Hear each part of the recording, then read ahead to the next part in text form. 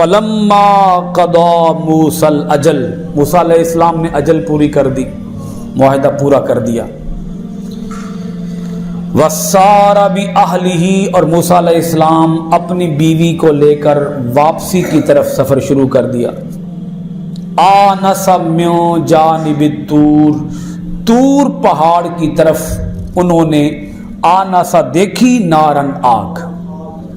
آنسا دیکھی، موسیٰ علیہ السلام نے دیکھی، من جانب الطور، طور کی طرف سے، نارن ایک آگ. موسیٰ علیہ السلام واپسی کی طرف چل پڑے. کہاں سے؟ مدین سے. اب کہاں جا رہے ہیں؟ مصر کی طرف جا رہے ہیں. راستے میں آپ کی بیوی نے کہا کہ سردی ہے اور مجھے لگا ہوا ہے پالا، تو آپ ایسا کریں کہ میرے لیے کہیں سے آگ لے آئیں. اب یہ وہ علاقہ ہے کہ جس علاقے کے اندر آگ کا ملنا آپ یوں سمجھ لیں کہ ناممکن سی بات تھی. موسیٰ علیہ السلام کو جب آگ نظر آئی آپ بڑے خوش ہو گئے کہ مجھے آگ مل گئی. حالانکہ آگ کی ضرورت آپ کی بیوی کو تھی، آپ کو خود ضرورت نہیں تھی، مگر آپ پھر بھی بہت خوش ہوئے. قال لأہلہ، اور جناب موسیٰ علیہ السلام نے اپنی بیوی، اپنی اہلیہ سے فرمایا، لأہلہم کثوا انی آنست نارا، آپ نے اپنی اہلیہ سے فرمایا کہ اے میری اہلیہ آپ یہاں رکیں. کثوا کا معنی کیا بنے گا جی؟ آپ یہاں رکیں، آپ ٹھہریں. انی آنست نارا، مجھے آگ دکھائی دی ہے. عربی میں لفظ رأیت بھی ہے، نظرت بھی ہے، دونوں لفظ ہیں عربی میں. رأیت کا معنی بھی ہے میں نے دیکھا، نظرت کا معنی بھی ہے میں نے دیکھا. لیکن جب آپ کو آگ نظر آئی تو آپ بہت خوش ہوئے، اور جب خوش ہو کر کوئی چیز دیکھی جائے تو اس کے لیے عربی میں لفظ ہے آنستو. آنستو کا ایک معنی آپ یہ بھی کہہ سکتے ہیں کہ مجھے آگ سے انس ہو گیا ہے. یعنی اے میری اہلیہ جب تو نے آگ مانگی ہے تو مجھے آگ سے انس ہو گیا ہے، کیونکہ آگ تو نے مانگی ہے، آگ کا سوال تو نے کیا ہے. تیرے سوال کرنے پر مجھے بھی آگ سے کیا ہو گیا ہے؟ انس ہو گیا ہے، محبت ہو گئی ہے آگ سے، کیونکہ آگ تو نے مانگی ہے. اس میں اشارہ اس پہلو کی طرف ہے کہ اپنی بیوی کے تمام تر حقوق کا مرد کو چاہیے کہ وہ خیال رکھے. عورت کی ضروریات کو پورا کرنا مرد کی ذمہ داری ہے.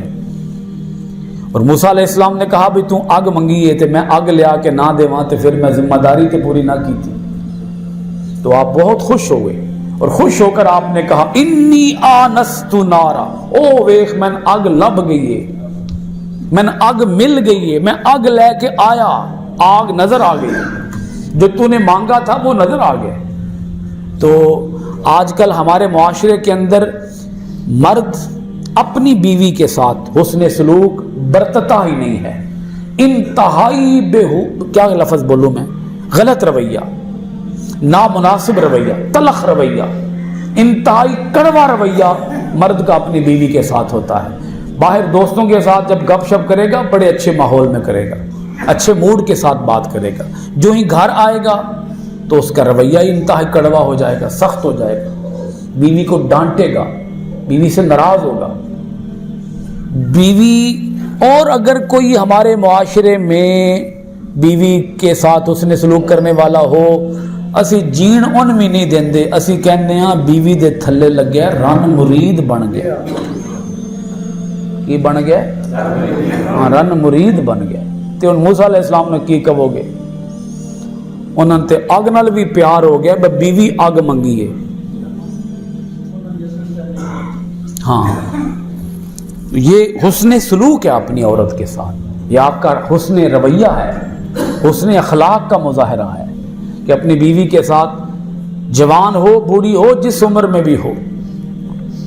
جناب حضرت موسیٰ علیہ السلام نے اپنی بیوی سے فرمایا کہ مجھے آگ نظر آ گئی ہے، لعلی آتیکم منہا، میں لے کے آتا ہوں وہاں سے شاید کوئی خبر.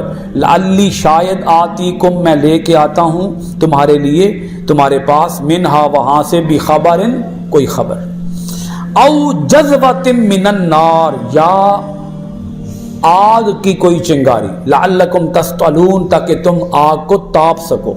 सेक सको, अग नूं बह के तू सेक लवें, उतों मैं कोई चिंगारी लैके आना। जनाब हजरत मूसा अलैहिस्सलाम ने दो बातें फरमाई। एक तो आपने फरमाया कि हो सकता है वहां से कोई मिस्र पहुंचने के लिए, मिस्र जाने के लिए कोई रास्ता जानने वाला बंदा मिल जाए और वो मिस्र के रास्ते की खबर दे दे, क्योंकि जहां पे आग जलती है वहां पे फिर कोई ना कोई रहता भी है। क्या ख्याल है आपका? जिथों आग होवे इदा मतलब उत्थे कोई बंदा रहंदा भी है, आग अंजे ते नहीं लगदी।